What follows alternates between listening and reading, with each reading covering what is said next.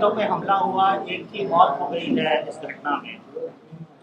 नहीं, देखिए, ये वहाँ की जो बीजेपी के अपॉइंटेड लेफ्टिनेंट गवर्नर साहब हैं और वहाँ पर सेंट्रल गवर्नमेंट की सरकार है, प्रधानमंत्री श्री नरेंद्र मोदी का एडमिनिस्ट्रेशन चलता है, तो वो नाकाम साबित हुए। 370 इसलिए हटाया देश को ये कहकर के पूरे पंडितों को फायदा होगा, कश्मीर में अमन हो जाएगा। तो ये तो पहला हमला नहीं है कश्मीरी पंडित पर, जो बरसों की मेहनत के बाद उनको लाकर वहां पर वो आ रहे थे, रह रहे थे। आज वो उनको आप उन कश्मीरी पंडितों को आप बिल्कुल ही अनसेफ कर दिए, और वो इसलिए अनसेफ हो रहे हैं क्योंकि आपकी सरकार ने उनको कोई सेफ्टी प्रोवाइड करने में सरासर नाकाम साबित हुई है। और कश्मीरी पंडित तो कश्मीर छोड़ के जाना चाह रहे हैं। हमने और आपने देखा कि वो प्रोटेस्ट कर रहे थे रोडों पर आकर, उनके एनक्लेव्स को रातों में पुलिस बंद कर दी थी कि वो निकल कर ना जाए कहीं। तो ये मोदी सरकार की नाकामी का एक और मिसाल है कश्मीर में, और इसकी पूरी जिम्मेदारी जो है वो भारतीय जनता पार्टी और उनकी सरकार पर आती है कि उन्होंने वो कश्मीरी पंडितों को उनकी जान की हिफाजत करने में नाकाम साबित हो रहे हैं। और बिहार और उत्तर प्रदेश के जो मजदूर हैं, प्रवासी मजदूर हैं, वो भी कश्मीर में काम कर रहे हैं, उनको भी निशाना बनाया जा रहा है सर। तो ये सवाल जो है देश के प्रधानमंत्री को देना चाहिए था। इस बात का जवाब जो है गृह मंत्री को देना चाहिए, रक्षा मंत्री को देना चाहिए, बीजेपी को देना चाहिए। आपने बड़े बुलंद बांग दावे किए थे, अब क्या हुआ उन दावों का? पूरे कश्मीरी पंडित आज डर और खौफ के आलम में जिंदगी गुजार रहे हैं, वो कश्मीर छोड़ना चाहते हैं, और सरकार ये नाकामी है, बीजेपी की नाकामी है। सर, कल प्रधानमंत्री ने अपने भाषण में बहुत कुछ कहा, पंच प्राण को लेकर के 5 बातें जो भारत के लिए अगले आने वाले कई सालों तक उसके बारे में बात की, और जो हमेशा आप बोलते थे कि एक भी मुस्लिम फ्रीडम फाइटर का नाम नहीं लेना था, तो उन्होंने 2 नाम लिए, और तीसरी बात वेद की औरतों की सुरक्षा के बारे में बात की। सुनिए, भारत की जंग आज़ादी के लिए प्रधानमंत्री सिर्फ 2 मुसलमानों का नाम लिए तो क्या करूं, मिठे बांटूं मैं? ऐसे हजारों नाम हैं। प्रधानमंत्री को बोलना पड़ा, अशफाकुल्लाह का नाम लेना पड़ा, हजरत महल का नाम लेना पड़ा।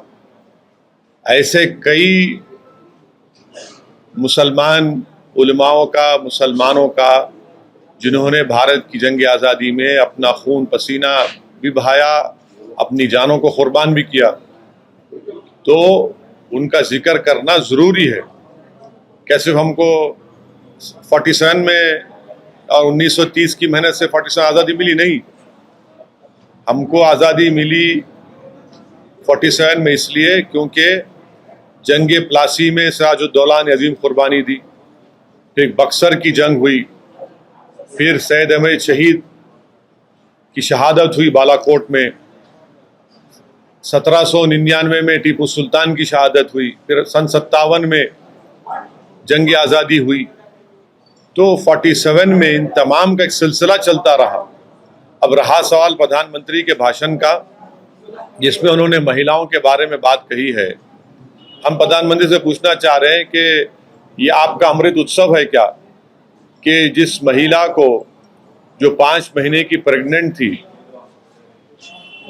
जिसके साथ बलात्कार हुआ, 11 लोगों ने मिलकर उसका रेप किया और उसके परिवार के 4 महिलाओं का रेप और मर्डर कर दिया।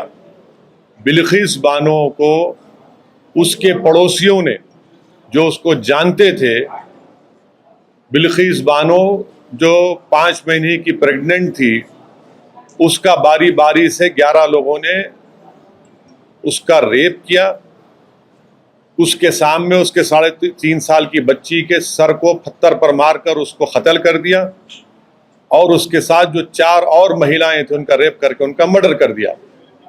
और ये तमाम के तमाम करने वाले बिल्किस बानो के पड़ोसी थे। बल्कि जब बिल्किस बानो का रेप हो रहा था, तो जो बिल्किस बानो अपने हाथ में चूड़ियां पहनी हुई थी, वो अपने पड़ोसी की दुकान से खरीदी हुई चूड़ियां थी। और बिल्किस बानो को बॉम्बे हाई कोर्ट में वहां पर सजा हुई, बल्कि ना सिर्फ उन 11 लोगों को बल्कि पुलिस के ऑफिसर्स को भी और डॉक्टर्स को भी, क्योंकि वो कनाइफ कर चुके थे एक्यूज के साथ। ये कौन सी अमृत उत्सव की मिसाल भारत के प्रधानमंत्री दे रहे हैं कि उनके गुजरात में भाजपा की सरकार है और एक महिला को, जिसको 11 लोगों ने उसका रेप किया, जो प्रेग्नेंट थी, 3.5 साल की बच्ची, उसकी बेटी को उसके सामने उसकी हत्या कर दी, उसके 4 परिवार के लोगों को कत्ल कर दिया। ये कौन सा है ये? सुप्रीम कोर्ट ने जरूर कहा था एग्जामिन करो, सुप्रीम कोर्ट ने कहा नहीं था ना कि छोड़ दो बोल के। अगर आप छोड़ना चाहेंगे तो फिर आप क्यों नहीं छोड़ते मुंबई ब्लास्ट में जो रुबीना मेमन है, 17 साल से वो भी जेल में है। गुजरात में वडोदरा सीरियल ब्लास्ट में 18 साल से जेल में है। गोधरा के लोग 19 साल से जेल में है। छोड़िए ना इनको भी आप। जो भी डिसीजन भाजपा लेती है वो एक रिलीजियस समुदाय के हक में हमेशा लेती है और कंप्लीटली बायस्ड होकर लेती है। यकीनन सीआरपीसी में प्रोविजन है, मगर इसका यह मतलब नहीं है कि ऐसे हीनियस क्राइम के लिए, और वो भी आज़ादी का अमृत उत्सव हम मना रहे हैं, 75 साल की आज़ादी, और खुद प्रधानमंत्री का लाल किले से खड़े होकर महिलाओं के बारे में, नारी के उसको पावरफुल करने की बातें करते हैं, और ये काम होता है।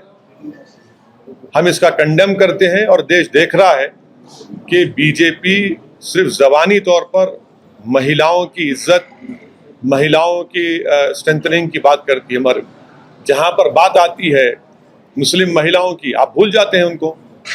ये आपकी मोहब्बत है। और रक्षाबंधन के दिन तमाम भाजपा के लोग मुस्लिम खवातीन को बुरखा में, हिजाब में बुला बुलाकर अपने हाथों पर राखी बना रहे थे। बिल्किस बानो क्या तुम्हारी बेटी बहन नहीं थी? तुम्हारी बेटी नहीं थी कि एक महिला प्रेग्नेंट है, 3.5 साल की बेटी, उसके सामने हत्या कर दी गई, और उन हत्यारों को आप छोड़ देते हैं। तो छोड़िए ना फिर आप। गोधरा के लोग भी जेल में हैं, रुबीना मेमन भी 17 साल से जेल में है, जबकि गाड़ी तो उसके नाम पे भी नहीं थी।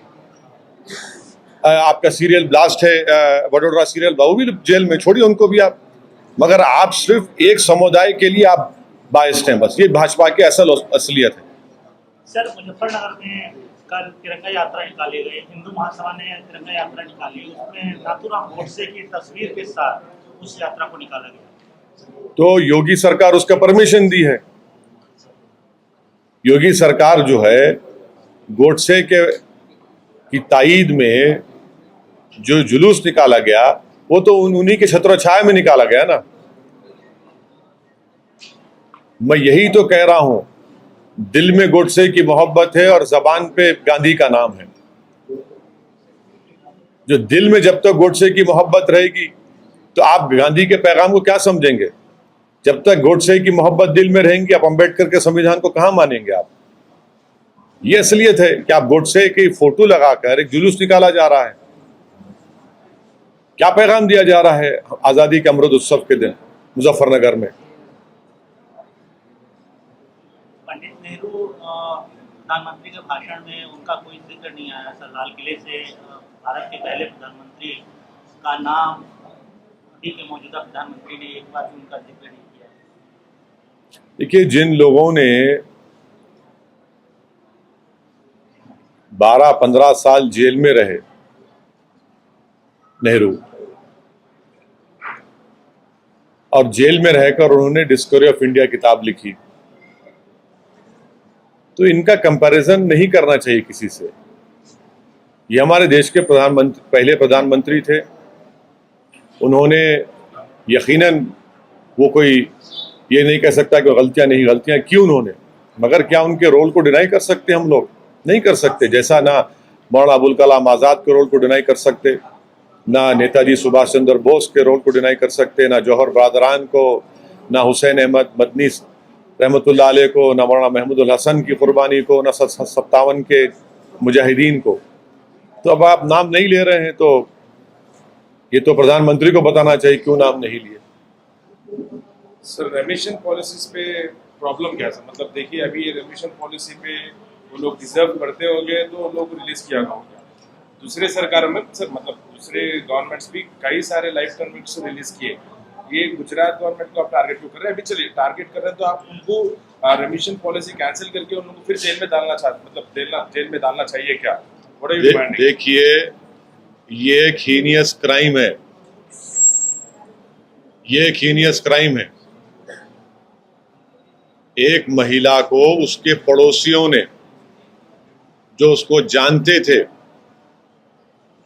जो 5 महीने की प्रेग्नेंट थी, उसके साथ उसके परिवार के 4 महिलाएं थे, उनका रेप और उनका मर्डर हुआ।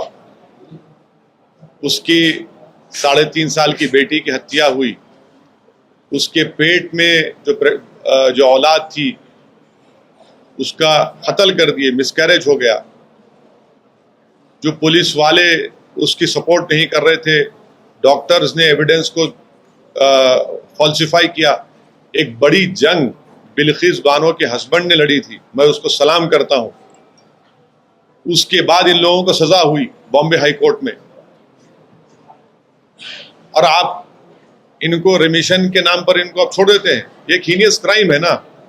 क्या मिसाल दे रहे हैं पूरे देश के महिलाओं को कि अगर तुम प्रेग्नेंट हो, तुम्हारी बेटी के तुम्हारी 3.5 साल की बेटी तुम्हारे सामने, उसकी हत्या हो जाएगी, उसके सर को पत्थर पर मारकर उसकी हत्या कर देंगे, उसके परिवार के 4 महिलाओं का रेप करके मर्डर कर देंगे, और वो इतने साल लड़ती है कोर्ट में, और कोर्ट से सजा ना सिर्फ उन एक्यूज को होती है बल्कि उन पुलिस ऑफिसर्स को, डॉक्टर्स को भी होती है।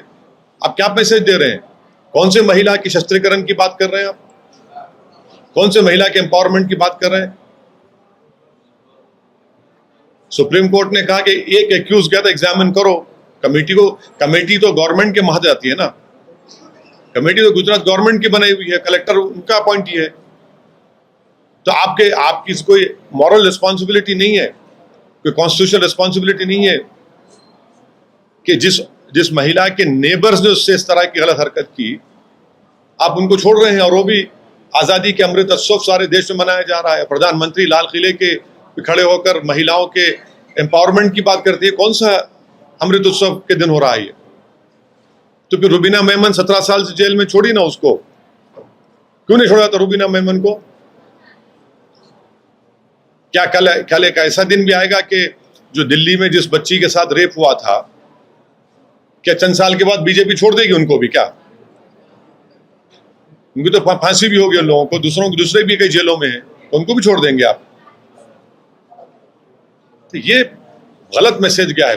गुजरात गवर्नमेंट ने बहुत गलत डिसीजन लिया, गलत मैसेज गया है। और ये इसमें मैसेज में ये भी है कि अगर कोई एक समुदाय के हक में बीजेपी हमेशा डिसीजन लेती है, ये तुष्टीकरण की राजनीति बीजेपी कर रही है। आप डिमांड क्या करते हैं सर? मतलब उनको फिर जेल में डालना चाहिए या फिर क्या करना चाहिए? अब लीगली क्या हो सकता है मुझे नहीं मालूम। लीगली अगर पॉसिबल है तो लीगली उनका रेमिशन कैंसिल होना चाहिए। आप कैसे छोड़ सकते हैं? क्या जो पड़ोसी है, रहकर पड़ोसी थे बिल्किस बानो के लोग, जब बिल्किस बानो का रेप हुआ तो वो जो रेप एक्यूज की दुकान से बिल्किस बानो उसके चूड़ियां पे खरीद कर पहनी हुई थी, वो चाचा चाचा कहकर पुकार रही थी, और उन्हीं को आप छोड़ दिए। क्या मैसेज दे रहे हैं महिलाओं की सुरक्षा के बारे में भाजपा वाले? सर, टीपू सुल्तान के ऊपर, सावरकर के ऊपर काफी विवाद हो रहा है, और कई जगहों पर तो उसका वो जो विवाद है वो काफी ज्यादा वायलेंस का रूप भी अख्तियार कर रहा है। ये पूरा विवाद क्यों देखते हैं, खासतौर पे जब हम 75 ईयर्स ऑफ इंडिपेंडेंस मना रहे हैं? जब पहली जो कॉन्स्टिट्यूशन की किताब लिखी गई थी, जो भारत के पार्लियामेंट में है, उसमें किस किस की फोटो है, किसकी फोटो नहीं, देख लीजिए जाके आपको पता चल जाएगा कौन, पता चला। और क्या सावरकर का सुप्रीम कोर्ट के रिटायर्ड चीफ जस्टिस के कमीशन में नहीं कहा गया कि सावरकर महात्मा गांधी की हत्या में कॉम्प्लिसिट है, कॉन्स्पिरेसी में शामिल है? कपूर कमीशन की रिपोर्ट नहीं है क्या? वो रिपोर्ट में है वो बात। अभी पिक्चर भी बना रहे हैं सर सावरकर के बाद से, सावरकर पे फिल्म भी बनाई जा रही है। हाँ, जो करते करिए। आप तो तारीख को उल्टा करना चाह रहे हैं, आप तारीख को उल्टा करके पेश करना चाह रहे हैं। सर जैसा आप like you have said there were several people freedom fighters whose role can't be denied. Same as well, we can't deny the role of Savarkar in the freedom Yes, fighting. we cannot deny his role in the murder of Mahatma Gandhi. You have to read the Justice Kapoor Commission report. You cannot deny the fact that he wrote mercy letters to the Britishers. strategy, sir. It is strategy, okay. I didn't knew that writing mercy letters and praising the Britishers. And also I didn't knew this strategy was that after the murder of Allah Bakhsh,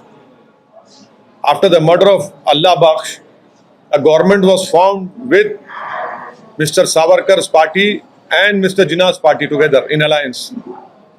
When the call of Quit India movement was made, I didn't know it was strategy that Mr. Savarkar and Mr. Jinnah were not in favor of Quit India movement. I didn't know that. I mean, this is a new information to me. But Savarkar was referred and mentioned by Prime Minister in his speech also. Yes, he has to refer it. He has to refer it because it's an ideological thing for him. People who believe in Indian nationalism and people who believe in Hindutva nationalism are different people. So you believe, sir, Savarkar had no role in our freedom struggle? I believe that Mr. Savarkar, according to Justice Kapoor Commission report, was part of the group in the murder of Mahatma Gandhi.